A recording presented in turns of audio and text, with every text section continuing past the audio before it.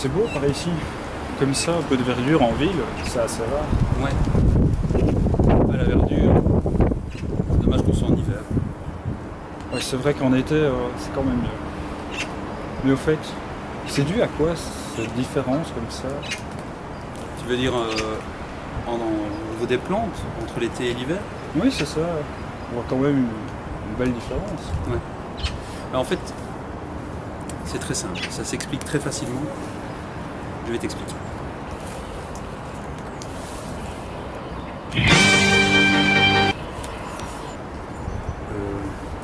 Tu n'as rien entendu. Ah, voilà. Nous nous trouvons dans un écosystème. Un écosystème, c'est un milieu aux conditions relativement homogènes, qui est composé d'une part d'un environnement et d'autre part des êtres vivants qui peuplent l'écosystème. L'environnement, c'est le biotope, les vivants, la biocénose. Et l'influence du biotope sur la biocénose, c'est ce qu'on appelle les facteurs abiotiques.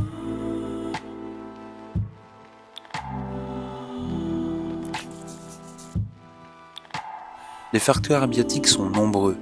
Il y a par exemple la lumière, l'eau, la température ou encore la composition du sol. Mais il n'y a pas que cela. Quelle est exactement leur influence sur le vivant? Lorsqu'on se pose ce genre de questions, il s'agit d'émettre des hypothèses de réponse et de procéder à des expériences pour prouver ces hypothèses. Si nous émettons par exemple l'hypothèse qu'une plante ne va pas survivre en l'absence de chaleur, ou encore qu'elle ne va pas survivre en l'absence de lumière, nous allons pouvoir procéder à des expériences pour tenter de le prouver. Mais attention, les autres facteurs abiotiques, l'eau, la composition du sol, etc., ne doivent pas varier, ils doivent rester stables. Pour cela, nous allons utiliser des terrariums. Les terrariums, ce sont des milieux fermés qui sont composés de terre, de billes d'argile, qui permettent de maintenir ces fameux facteurs abiotiques stables. Nous allons en utiliser 3. Le premier sera exposé à la lumière et à des températures normales. Le second sera exposé à la lumière mais privé de chaleur. Il sera mis dans le froid, à l'extérieur. Le troisième, lui, sera à des températures correctes mais sera privé de lumière. L'eau, la composition du sol et les autres facteurs abiotiques seront maintenus stables grâce au milieu fermé. Les végétaux produisent leur propre énergie grâce à la photosynthèse.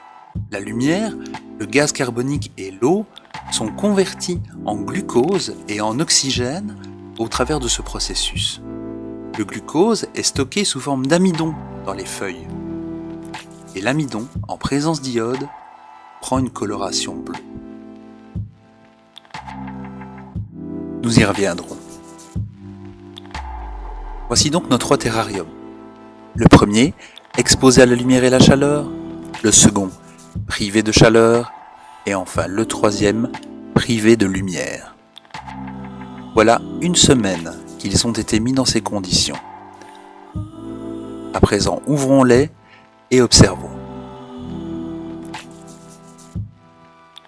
On peut noter sur le premier quelques feuilles décolorées.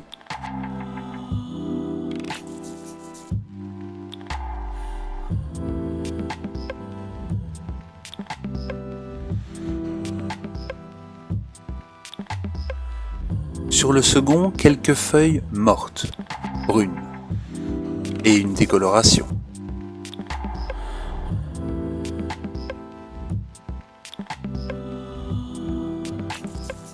Cette décoloration est encore plus évidente sur le troisième, qui lui a été privé de lumière.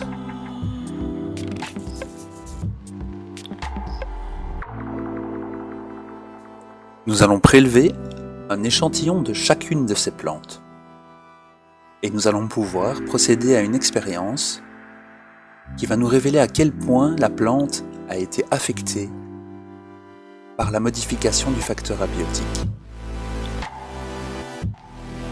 Chaque échantillon va être plongé dans l'eau bouillante, et ce, afin de faire éclater les cellules.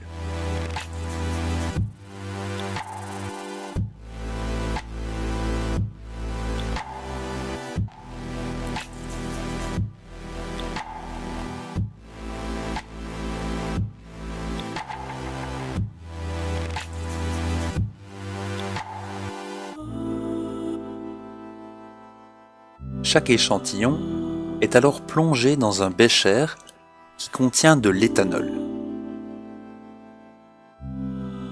Ces béchers vont être mis au bain-marie. L'alcool va extraire la chlorophylle de la feuille. La chlorophylle est ce pigment vert qui permet à la plante d'opérer la photosynthèse. Mais ce pigment nous gênerait pour observer l'amidon présent dans les feuilles. Amidon que nous allons donc révéler grâce à l'iode. L'amidon présent dans les feuilles a pris au contact de l'iode une teinte bleu foncé, ce qui nous permet de constater que la plante numéro 1, qui était dans des conditions normales, a généré bien plus d'amidon que les deux autres. Nos hypothèses se confirment. La chaleur et la lumière sont nécessaires à la vie de cette plante.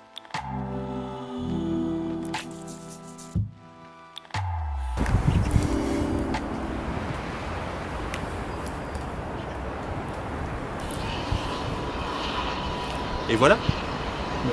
Donc ici, on a constaté que les végétaux qui nous entouraient dépendaient de facteurs abiotiques. Tu as cité la température et la lumière, mais est-ce qu'il n'y a que ceux-là? Non, on l'a vu, il y en a d'autres.